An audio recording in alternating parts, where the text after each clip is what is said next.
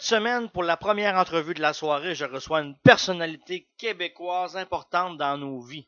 Il a été un icône du monde de la télévision au début des années 90 avec nul autre que le groupe Rock et Belles Oreilles. Scénariste de plusieurs succès télé, dont l'excellent Tout le monde en parle à la télévision. Et aujourd'hui, il est notre voix nationale dans la populaire émission Un souper presque parfait. Alors, sans plus attendre, voici l'excellent, l'extraordinaire, le magique André Ducharme. Et allons voir ce qu'il avait à nous dire. Salut André, comment ça va? Ça va très bien, merci. Bonjour. Un plaisir. Pareillement. Je vous remercie beaucoup d'avoir accepté l'invitation au Big Bad Show. Ben, il n'y a pas de problème, voyons. Pour commencer, on va faire un petit retour en arrière sur le gros succès Rock et Belles Oreilles. C'est quoi ça? C'est les petits comiques, ça. Ah, oui, les petits bonhommes, oui. Les petits comiques. Oui. Pour toi, Rock et Belles Oreilles a une place importante dans ta vie. Pas le choix. Pas le choix, parce que s'il n'y avait pas eu de Rock et Belles Oreilles, il y a bien des affaires qui n'auraient pas eu lieu. Déjà, en partant, Rock et Belles Oreilles, c'est beaucoup. Ben oui, écoute, c'est... Moi, quand j'étais plus jeune, il faut remonter quasiment au secondaire, je tripais beaucoup sur les groupes d'humour. Puis si tu m'avais demandé à ce moment-là, quand j'avais 14-15 ans, qu'est-ce que je voulais faire dans la vie, c'était quoi mon rêve, je t'aurais dit que mon rêve, c'était de faire partie d'un groupe d'humour. C'était ça que je voulais faire. Puis j'ai été chanceux, j'ai fait partie d'un groupe d'humour qui a marqué pas mal, fait que c'est encore plus le fun. Donc, ben oui, c'est important. Donc, effectivement, très important, ça nous a tous marqué. Donc, moi-même, j'adore ça. Je suis désolé. Je dis toujours que Passe-Partout a marqué une génération, puis Rock et Belles Oreilles a scrappé la même génération. Qu'est-ce que ça signifie pour toi, ces années-là? Écoute, c'est un gros tourbillon, hein. RBO a duré officiellement de façon quotidienne, parce qu'après ça, on s'est réunis pour des affaires, mais quotidiennement entre 1981, pour monter à longtemps, et 1995. Donc, pendant 14 ans, c'était toute ma vie professionnelle. Tout ce que je faisais, c'était Rock et Belles Oreilles. Donc, des années complètement folles où on travaillait énormément, puis on créait beaucoup de choses. Un gros trip, parce que j'ai eu la chance de travailler avec des personnes excessivement compétentes, très, très talentueuses, très douées. Puis ça, c'est rare que dans n'importe quel métier, dans n'importe quelle sphère d'activité, on ait la chance de se retrouver dans un groupe aussi fort. Ça, c'est vrai. Que ce soit des architectes, c'est n'importe quoi. Tu te ramasses avec une gang qui clique ensemble, même si on était excessivement différents les uns des autres, même si dans le fond, on aurait peut-être même pas dû travailler ensemble si on s'était fié à nos caractères, à nos personnalités. Puis le mélange de ces personnes-là faisait en sorte que chacun devenait beaucoup plus talentueux. Ouais. Fait que ces années-là, c'était ça, c'était de la création pure, c'était on s'embarque, on va créer une demi-heure de TV par semaine pendant 3 ans de suite. Après ça, on monte un show, puis souvent, on n'a pas de formation, on n'est pas passé par une école d'humour. Nous autres, on étudie en communication. Alors notre formation, c'est souvent des métiers derrière la caméra. On n'a pas appris à être humoriste. Puis à chaque fois qu'on voulait changer de média, par exemple, on a commencé à la radio, puis quand on s'est mis à vouloir dire aux gens, nous autres, on veut faire de la télévision, tout le monde disait, ben non, vous allez vous planter, vous n'êtes pas du monde de télévision, vous savez pas comment faire ça, vous êtes du monde de radio. Puis là, paf, on s'en va en télévision, ça a marché. Puis on dit, bon, ben nous autres, on veut faire un show. Puis là, les gens disaient, ben là, vous n'avez aucune expérience de scène, vous êtes du monde de télévision, vous allez vous casser la gueule. Fait que finalement, on a eu la chance de se promener comme ça d'un média à l'autre, ce qui est très rare dans ce métier-là et encore plus rare au Québec. Dans le fond, tantôt, tu parlais que tu côtoyais des personnes extraordinaires, mais dans ton groupe, tu côtoies Guillaume Lepage. Ouais, l'extraordinaire Guillaume Lepage. Puis il est comment dans la vie de tous les jours? Il est super fin. Oui, hein? Il fait jaser beaucoup parce que c'est un gars d'opinion, puis c'est un gars qui se gêne pas pour dire ce qu'il pense. Et quitte à se mettre bien du monde à dos. Et moi, je trouve ça extraordinaire d'avoir cette liberté-là, parce que c'est une liberté qu'il a. Il s'en fout. Il dit ce qu'il pense, puis si tu l'aimes pas, c'est pas son problème à lui, c'est le tien.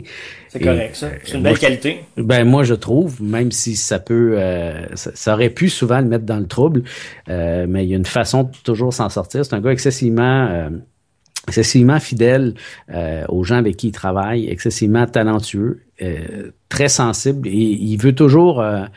il est toujours plus inquiet pour toi que pour lui quand il arrive quelque chose. Et c'est aussi quelqu'un, et ça c'est très très rare dans ce métier-là, c'est aussi quelqu'un qui rend énormément justice aux gens et qui donne énormément de crédit aux gens avec qui il travaille. Je vais te donner un exemple. Tu sais, tout le monde sait quand tout le monde en parle, je suis là puis je lui parle pendant l'émission. Tout le monde sait ça. Ouais. C'est pas la seule émission où ce genre de choses-là se fait, mais lui, c'est le seul ou un des seuls qui le dit et qui rend crédit à la personne qui travaille derrière. C'est vrai. Et ça, c'est assez extraordinaire. Tu sais, quand Guy reçoit un trophée, par exemple, je suis une des premières personnes qu'il va nommer, puis il va nommer toute son équipe, puis tout ça, et pour lui, c'est excessivement important. Très belle qualité. Oui. Vous avez fait plusieurs disques, plusieurs apparitions télé, des sketchs, des spectacles. C'est quoi le plus beau souvenir de Rock et Belles Oreilles, puis pourquoi? Ouf, écoute, il y a beaucoup de choses. Regarde, je vais te nommer quelques moments. La première fois qu'on a gagné un prix, qui était Révélation de l'année. Ça, on avait travaillé, parce qu'avant que Rock et Belles Oreilles soit connu, on n'a pas été connu du jour au lendemain. On a travaillé pendant à peu près 3 ans et demi, aussi fort, sans avoir un seul revenu. C'est vraiment parce qu'on y croyait. En fait, un, c'est parce qu'on y croyait, et deux, parce que aucun de nous était capable de se trouver de job vraiment ailleurs. Parce que dans ce temps, c'était assez bouché. L'avenir était assez bouché dans le domaine des communications au début des années 80. Donc, quand on a gagné ce prix-là, c'était comme l'aboutissement de 3 ans et demi de travail acharné, sans aucune garantie au bout. On savait pas ce qui allait arriver. On savait pas si tout le travail qu'on mettait là-dedans allait donner quelque chose. Ça, c'est un souvenir important. Un autre souvenir assez important, c'est la première fois qu'on s'est réunis après parce qu'il y en a qui disent séparation, on s'est jamais vraiment séparés, mais quand on a arrêté de travailler ensemble, la première fois qu'on a fait un numéro ensemble dans un gala de la disque, c'était un medley, et dès qu'on a commencé à chanter, la salle au complet s'est levée debout. C'est des salles très difficiles, les galas. Et, oui, hein, c'est pas évident. Non, c'est pas évident. Et la salle, c'est vraiment levé spontanément. Tout le monde chantait, tout le monde était content de nous voir. Et je te dirais que c'est à ce moment-là, ce moment précis-là, qu'on a réalisé l'impact que Rock et Belles Oreilles avait eu. Puis ça, je te parle, c'est au début des années 2000. Donc, c'était peut-être 6 ans après qu'on a arrêté de travailler ensemble. Et autre souvenir que je garde, c'est le dernier show qu'on a fait, qui est le show de Toon qu'on a présenté 4 fois, un gros show avec gros déploiement. La première fois qu'on l'a fait, c'était à la place des festivals à Montréal, où il y avait 100 000 personnes. Moi, dire, là, j'ai une photo chez nous, là, où tu vois la foule qui part, coin Jeanne-Mance-Sainte-Catherine jusqu'à la rue Sherbrooke. Ah oui, c'était une grosse envergure, là. C'était quelque chose. Fait que ça, c'est un souvenir pas pire, d'autant plus que c'était la première fois que mes enfants voyaient Rock et Belles Oreilles. Ah, ça reste gravé dans ce temps-là. Ouais, l'impact. Tu sais, ils voyaient ce que c'était, là. Ils revenaient pas trop, parce que moi, ils me connaissent comme étant quelqu'un d'un peu plus tranquille. À la maison, oui, je suis capable d'être drôle, mais je suis pas quelqu'un qui se pitche partout en dansant et en chantant, là. C'est pas dans ma nature. Ouais. Fait que, mettons que c'était pas pire, ça. Justement, dernièrement, vous avez fait le Centre Bell et le Centre Vidéotron pour l'excellent spectacle de Toon. Oui, merci. Que j'ai vu et adoré. Ah, c'est gentil. Comment est venue l'idée de monter un gros spectacle de cette envergure-là? Écoute, c'est un mélange de toutes sortes d'affaires, mais à la base, c'est Juste pour rire qui nous a proposé de faire ce show-là. Eux autres, ils font toujours un gros événement à l'extérieur à chaque année, soit pour ouvrir ou fermer le gala. Donc, on nous a proposé ça. Nous, c'est une idée. En fait, c'est une idée qu'on avait derrière la tête depuis longtemps, mais on pensait jamais qu'un jour on allait pouvoir le faire, qui était de faire un spectacle avec nos chansons à la base. C'est devenu autre chose avec le temps parce qu'on l'a fait pendant 2 ans, puis c'est un show qui a changé. Mais au départ, c'était un tour de chant, finalement. C'était nos chansons avec un band. Et on n'avait jamais eu la chance de faire un show avec vraiment un orchestre parce que c'était financièrement impossible à l'époque. On pouvait pas partir en tournée avec un band de musique en plus déjà d'être 5 dans le groupe. C'est financièrement impossible. Alors là, on pouvait le faire. Donc, de monter ce show-là, pour nous, c'était quelque chose qui avait toujours été derrière notre tête, mais qu'on pensait jamais qu'un jour, on allait pouvoir le faire. Fait que quand Juste pour rire est arrivé avec ça, puis ils ont dit, oui, on est capable de le faire, il n'y a pas de problème. Youpi, c'est vraiment un dream come true, comme qu'ils disent. C'est vrai. Un rêve. C'est vrai. L'ambiance au Centre Bell et au Centre Vidéotron, c'était comment? Écoute, je te cacherai pas qu'au Centre Bell, c'était plus flyé qu'au Centre Vidéotron. Au Centre Vidéotron, ça a été plus difficile pour des raisons, mon Dieu, nombreuses. Le show a moins accroché à Québec qu'à Montréal. Montréal, on a fait le Centre Bell 2 fois. Puis le Centre Bell était en configuration, je pense, 10 000 personnes par soir, ce qui est quand même bon, là. Parce qu'il faut expliquer aussi que c'est ça, ces salles-là ont plusieurs configurations. Oui, c'est vrai, ça. Des shows, un show comme RBO, par exemple, il n'a jamais été question de faire ça en configuration 18 000 personnes. C'est pas un show qui a été fait pour ça. Mais en configuration 10 000, ça commence à être pas mal de monde, là. Ouais. Fait que, oui, c'était quelque chose au Centre Vidéotron, c'était plus autour de, je pense, 6 000, par exemple. C'était un petit peu plus petit. Fait que, fondamentalement, je suis obligé de dire que j'ai plus trippé à Montréal qu'à Québec, là. J'ai pas le choix de le dire. Et je ne m'en cache pas. En plus de tout ça, tu scriptes plusieurs projets dont tout le monde en parle, qui est une excellente émission. Gentil. Ça fait du bien de parler des vraies affaires dans une belle thématique comme ça. Vous avez un beau CV, donc félicitations pour tous vos beaux projets. Je félicite mon CV. Merci. Je lui fais le message. Depuis 2010, on peut vous entendre dans la populaire émission Un souper presque parfait. Oui. Ça a parti comment, ça? Comme d'habitude, la plupart de mes projets commencent quand un producteur m'approche et que je lui dis non. Et c'est ça qui est arrivé avec Un souper presque parfait. Le producteur, c'est Guillaume L'Espérance, qui est le même producteur que Tout le monde en parle d'ailleurs. Okay. On lui avait confié la production de cette émission-là. Puis lui est venu voir, il dit, écoute, on me propose de faire ça, c'est une quotidienne. J'ai pensé à toi comme narrateur. Puis moi, honnêtement, la télé-réalité, c'est vraiment pas quelque chose qui me faisait triper. Okay. Fait que je me voyais pas du tout faire ça. Puis là, il m'a dit, écoute, voici les DVD de l'émission originale anglaise, parce que ça venait d'Angleterre. Regarde ça, puis rappelle-moi. Je veux que tu comprennes c'est quoi cette émission-là avant de me dire non. Fait que je me suis installé, j'avais 5 émissions, j'avais une semaine complète. Puis okay. au bout de la deuxième émission, j'ai arrêté de regarder, je l'ai appelé, puis j'ai dit, regarde, toi, là, si tu donnes ça à quelqu'un d'autre, je te parle plus jamais. fait que je veux le faire. Mais au départ, c'était supposé être 70 émissions. C'était supposé être une série pour l'automne. Et finalement, on est rendu à 700... Attends, t'as plus que ça. Il y en a pas mal, 800, là. Je sais. Écoute, bref, on a 6 ans de fête. C'est 140 émissions par année. Fait que, on est rendu pas mal loin. Oui, je suis assez content. J'espère qu'on va se rendre à 1000. Pour ça, il faudrait faire encore 2 ans. Ça va peut-être être difficile, je sais pas, parce que... Pas inquiète. Ben, c'est dur à dire, parce que n'importe quelle série de télé, plus elle avance dans le temps, ben, plus elle est proche de sa fin, là. Habituellement, une série de télé, moi, je dis toujours, une série de télé à succès dure 3 ans. Fait que quand tu fais plus que 3 ans, ben là, tu vis sur, pas sur du temps emprunté, mais tu vis sur du bonus. C'est quasiment un contrat année après année, là. Ah, c'est toujours comme ça. Tu signes jamais pour plus qu'un an. Et tu l'apprends habituellement, vers le mois de mars, que, tu reviens l'année d'après. Comme là, ben, nous, on sait que l'an prochain, je vais me réinstaller, je vais me réattacher à mon bureau pour, encore, cette fois-là, on va faire 120 demi-heures. C'est une méchante job, je vais te dire, là. C'est quelque chose. Chaque émission, je dois la regarder 5 fois. Pour pouvoir faire ma narration. Fait que ça fait bien des demi-heures. C'est beaucoup, oui, hein? Oui. Les gens me demandent souvent, qu'est-ce que tu regardes comme émission? Je dis, je regarde juste la mienne, j'ai pas le temps de regarder les autres. Quand je suis en vacances, là, je m'installe, puis je me rattrape, puis je regarde ce que j'ai pas vu dans l'année, mais demande-moi pas au mois de janvier ce que je pense des pays d'en haut, je les ai pas vus encore. Okay. Faut que je regarde ça au mois de mai, juin, juillet. Là, Très bon. Quand je suis en vacances, là, je me tape ça en rafale. Ouais, c'est bon, ben tant mieux. Je vais m'en rendre compte cet été, mais quand ça passait, je pouvais pas le regarder. J'avais pas le temps. Semaine en semaine, là, cette émission-là, là, c'est vraiment drôle. Malgré tout l'humour, la chimie des candidats et l'ambiance parfois, même je dirais farfelue, on peut y découvrir d'excellentes recettes. Oui, ben... Est-ce qu'il y en a que t'as fait, miam, celle-là, je veux l'essayer? Oui, absolument. Moi, j'ai découvert beaucoup de choses. Je suis un tripeux de bouffe, j'ai toujours aimé ça, mais veux pas de voir des gens cuisiner, même si c'est des amateurs, là, c'est pas des professionnels. Puis oui, il y en a des moins bons que d'autres. Puis c'est normal, c'est ça un peu le concept, jeu. Ouais. C'est d'avoir des gens de niveaux différents. Puis des fois, c'est pas nécessairement le meilleur cook qui gagne, c'est celui qui a le mieux cuisiné au moment de cuisiner. Parce que des fois, les gens se mettent énormément de pression. Puis quelqu'un qui est excellent va se planter, même si c'est le meilleur de la gang, parce qu'il s'en est mis trop ses épaules. J'ai découvert beaucoup de choses. Je te dirais que entre autres, je pense que si j'avais jamais fait un souper presque parfait, j'aurais jamais mangé de la joue de veau ou de bœuf, peu importe. J'ai mangé de la joue de porc aussi. Bref. Ouais, c'est bon, ça. C'est vrai, j'avais vu. hallucinant. D'ailleurs, c'est cuisiné par des participants à peu près une fois par 2-3 mois de l'ajout. Et tu remarqueras que c'est presque sans exception, quand quelqu'un cuisine de l'ajout, il gagne.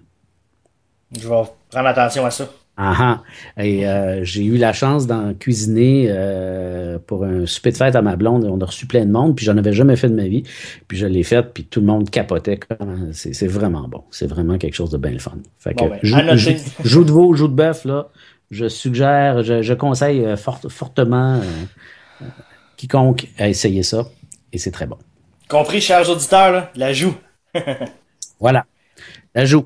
Le reste, écoute, il y a plein de recettes. Écoute, j'ai fait des crevettes au porto, j'ai fait toutes sortes d'affaires, puis c'est super bon. Comment se passe l'écriture et la narration d'un souper presque parfait? Je sais que vous avez déjà fait un podcast il y a plusieurs années où vous avez répondu à des questions.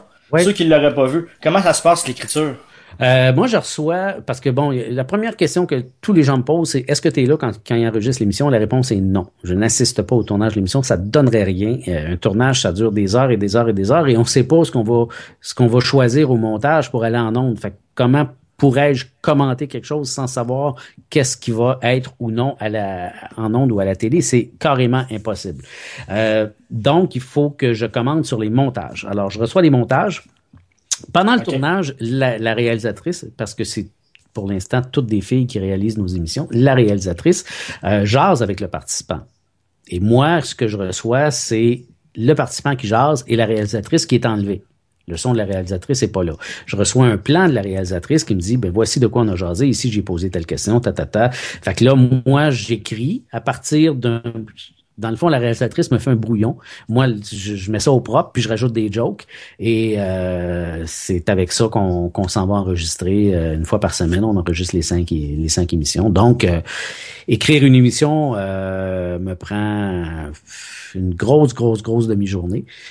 Fait que calcule ça, j'en fais 5 par semaine. Fait que ça me prend 2 jours et demi, 3 jours. Si on calcule qu'il faut que je les regarde en plus avant d'écrire. Puis une journée pour enregistrer. Tout un projet. Non, c'est pas pire. Quand t'en fais, je te dirais, c'est ça, là, 140 par année, là, quand t'es en plein milieu, là, t'es rendu là, sur 140, t'en as 70 de fait, puis tu te souviens à peine d'avoir commencé, puis tu vois pas encore le bout, là. C'est un moment un petit peu difficile, ça donne le vertige. Puis après ça, tu dis, OK, let's go, on y va. De toute façon, j'ai toujours énormément de plaisir à faire ça. Si j'en avais pas, je le ferais pas. Et c'est vraiment très, très, très, très le fun à faire. Moi, j'aime le monde. Tu sais, j'aime, puis j'aime nos participants. Il y a bien des gens, des fois, qui disent, hey, un tel, il doit te taper ses nerfs, il a fait telle affaire. Je dis, non, moi, je les aime toutes, à part peut-être 2 ou 3 sur 800 que j'ai moins aimé. Mais dans l'ensemble, je les aime parce que je trouve que c'est du monde vrai, puis c'est du monde qui vivent des vraies affaires pendant l'émission. Tu sais. Tu mets 5 personnes qui se connaissent pas ensemble, il va arriver quelque chose. Et ce qui va arriver, c'est vrai.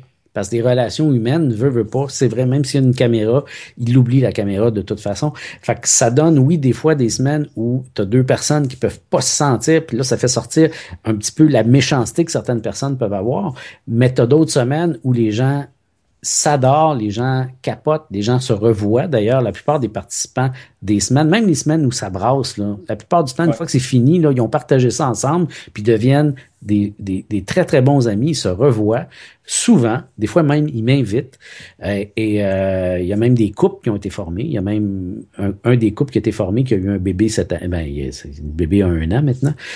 Donc, tu sais, quand tu dis que l'émission de télé que tu fais contribue à ça, contribue à faire en sorte qu'il y a un bébé de plus sur Terre qui serait pas venu au monde si ces gens-là n'avaient pas fait l'émission, ou des amitiés, des gens qui deviennent des très, très, très grands amis. C'est le fun en tabarouette, ça. C'est vraiment plaisant. Ben oui. Ouais. Surtout que chaque personne a sa personnalité. C'est ce qui fait en sorte que l'émission, mais elle va toujours vivre. Ben, c'est une émission, ça c'est la grande force de ce concept-là, qui n'est pas de moi. Il y a 2 forces, en fait, dans ce concept-là, à mon avis. Un, c'est le fait qu'effectivement, les 5 personnes, ça dure 1 semaine. C'est fermé sur 1 semaine. Fait que si t'aimes pas cette semaine, tu vas aimer la prochaine, puis tu as probablement aimé celle qui est venue avant. Fait que ça t'en prend beaucoup pour te dire, là, je suis tanné de regarder ça, cette émission-là, parce que ça se renouvelle constamment. Ça, c'est la première grande qualité. La deuxième grande qualité, c'est le fait qu'il y ait un narrateur. Effectivement. Et c'est pas parce que c'est moi, là. Cette série-là, elle se fait dans presque 30 pays dans le monde et le narrateur a la même fonction partout. On dirait que ça donne une autre dimension à la télé-réalité. Puis moi, c'est ce qui m'avait plu quand j'avais vu l'émission originale. C'est donc bien le fun d'avoir quelqu'un qui commente ça, qui amène quelque chose de plus, qui amène du gag, mais qui amène aussi des fois des réflexions ou des confidences chez les participants qui se font par le réalisateur. Mais bon, ça revient au même, là. Ça, c'est bien le fun. L'émission poursuit sa route. Il y a encore de super beaux candidats qui s'en viennent. Est-ce que vous avez un scoop ou bien plutôt une anecdote de tournage à nous conter? Anecdote de tournage difficile parce que je suis pas là. Mais en fait, il arrive des choses, mais la plupart des choses, pas juste la plupart, toutes les choses qui arrivent, tu sais, les gens, des fois, ils disent, y a-tu des bloopers? Ben, les bloopers, dans ce genre d'émission-là, ils vont en ondes, tu sais. Un participant qui est parti en ambulance parce qu'il a fait une crise de panique dans l'après-midi, on l'a vu, tu sais. Un participant qui s'est levé de table puis qui est parti ou qui a mis tout le monde dehors parce qu'il était trop en maudit d'avoir perdu, on l'a vu. Un participant qui a mis le feu à ses armoires. En fait, c'était pas ses armoires. Il avait emprunté la cuisine d'un ami, puis il avait laissé sa friteuse fonctionner en dessous des armoires. Puis quand il est revenu pour préparer le dessert, l'armoire avait fondu.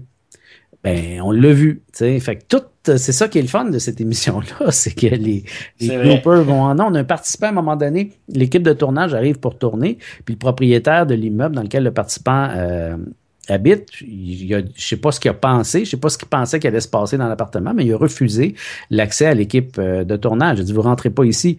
Fait qu'il a fallu que le gars se trouve un autre appartement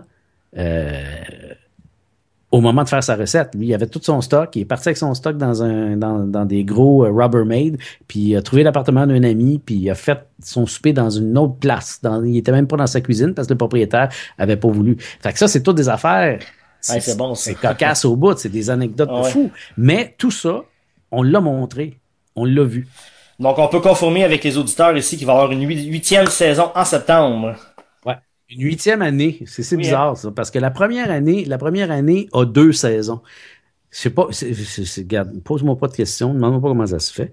Mais on est donc dans notre 7e année. Ça va être la 8e saison.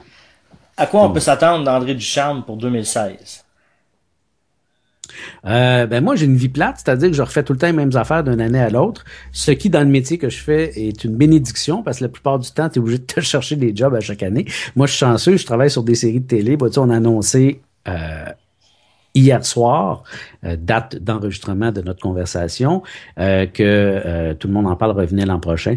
Un souper presque parfait revient l'an prochain. Juste ça m'occupe en masse. Ça me laisse très, très peu de temps pour faire d'autres affaires. Mais on m'a approché pour quelques trucs dont je peux pas encore parler.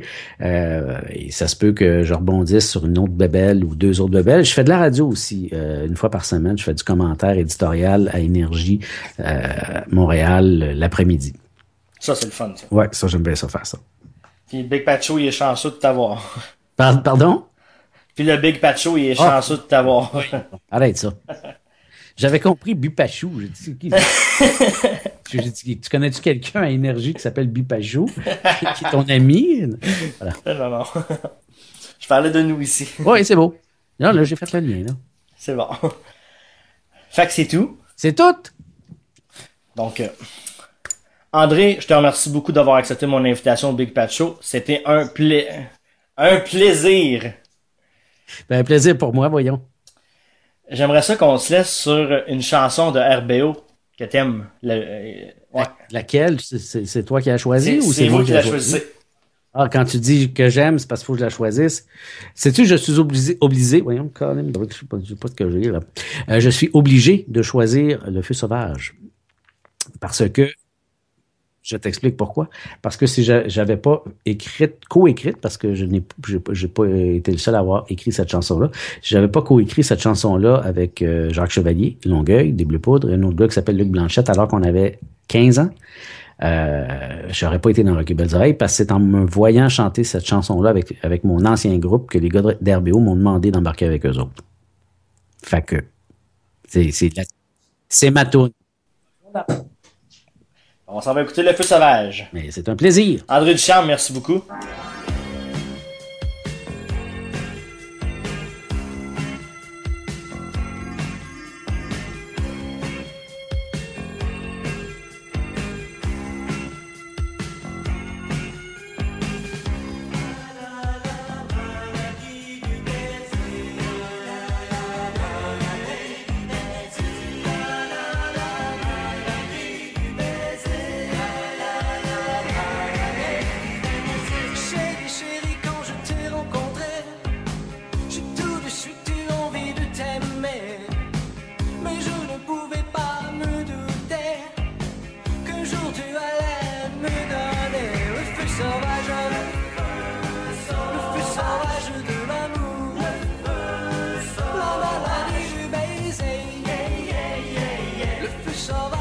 de l'amour, le feu sauvage.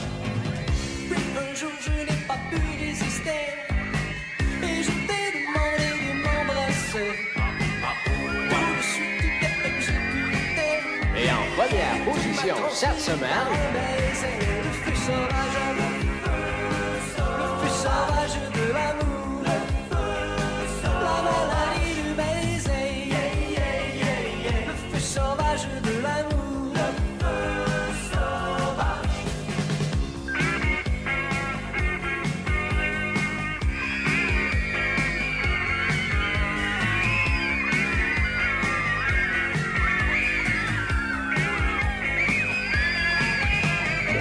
Le lendemain quand je me suis levé, j'avais les lèvres toutes boutonnées. Je n'ai pas su comment me soigner. Depuis ce temps je suis handicapé. Du feu sauvage, le feu sauvage de l'amour, la maladie du baiser, le feu sauvage de l'amour, le feu sauvage. maintenant je suis toujours gêné et je n'ose plus embrasser. Toutes les filles de mon quartier me tâtent de pas déniaiser. Le feu sauvage, le feu sauvage de l'amour, la maladie du baiser, le feu sauvage de l'amour, le feu sauvage, le feu sauvage, le feu sauvage de l'amour, la maladie du baiser, le feu sauvage de l'amour, le feu sauvage.